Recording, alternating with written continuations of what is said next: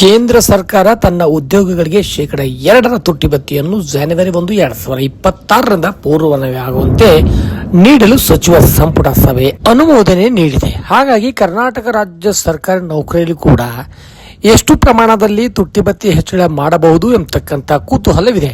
ಹಾಗಾಗಿ ಕರ್ನಾಟಕ ರಾಜ್ಯ ಸರ್ಕಾರ ಒಂದೊಮ್ಮೆ ಕೇಂದ್ರ ಶೇಕಡ 2 ತುಟ್ಟಿ ಭತ್ಯೆ ಮಂಜೂರಾತಿ ಮಾಡಿದರೆ ಅದಕ್ಕನುಗುಣವಾಗಿ 7ನೇ ವೇತನ ಆಯೋಗದ ಶಿಫಾರಸ್ಸಿನ ಪ್ರಕಾರ ಕೇಂದ್ರ ಸರ್ಕಾರ ಶೇಕಡ 1 ಹೆಚ್ಚಿಸಿದರೆ ರಾಜ್ಯ ಸರ್ಕಾರ 0.72 ಹೆಚ್ಚಿಸತಕ್ಕಂಥ ಆದೇಶದ ಹಿನ್ನೆಲೆಯಲ್ಲಿ ರಾಜ್ಯ ಸರ್ಕಾರಿ ನೌಕರಿಗೂ ಕನಿಷ್ಠ 1.5ರಿಂದ 1.75ರ ಮಧ್ಯದಲ್ಲಿ ನೀಡುವ ಸಂಭವವಿದೆ.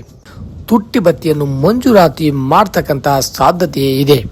ಹಾಗಾಗಿ ಕರ್ನಾಟಕ ರಾಜ್ಯ ಸರ್ಕಾರಿ ನೌಕರರಿಗೆ ಎಷ್ಟು ಪ್ರಮಾಣದಲ್ಲಿ ತುಟ್ಟಿ ಭತ್ಯೆ ದೊರೆಯುತ್ತದೆ ಎಂಬತಕ್ಕಂಥದ್ದು ಅಧಿಕೃತವಾಗಿ ಕೇಂದ್ರ ಸರ್ಕಾರ ತನ್ನ ಒಂದು ಆದೇಶವನ್ನು ಹೊರಡಿಸಿದ ನಂತರ ರಾಜ್ಯ ಸರ್ಕಾರಿ ನೌಕರರ ಸಂಘವು ಕೂಡ ಶೇಕಡ 2 ತುಟ್ಟಿ ಭತ್ಯೆ ಮಂಜೂರಾತಿಗಾಗಿ ಆಗ್ರಹಿಸಲಿದೆ ಎಂಬತಕ್ಕಂಥ ಮಾಹಿತಿ ಲಭ್ಯವಾಗಿದೆ.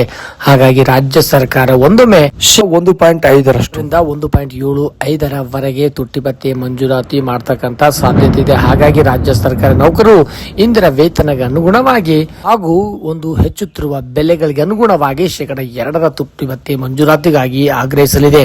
ಹಾಗಾಗಿ ರಾಜ್ಯ ಸರ್ಕಾರ ಎಷ್ಟು ಪ್ರಮಾಣದಲ್ಲಿ ತುಟ್ಟಿ ಭತ್ಯೆ ಹೆಚ್ಚಿಸುವುದು ಕಾದು ನೋಡಬೇಕಾಗಿದೆ. ಧನ್ಯವಾದಗಳು.